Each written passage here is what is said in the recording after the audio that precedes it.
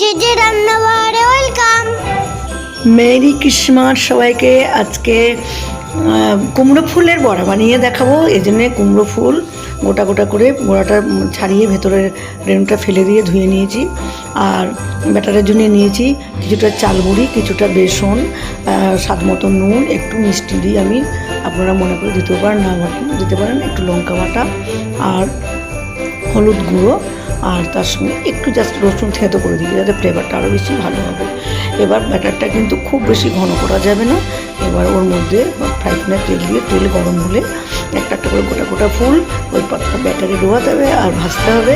এই দুটো লাল করে ভেজে নিয়ে তুলে নিলেই হয়ে গেল কুমড়ো ফুলের মজাদার বড়া।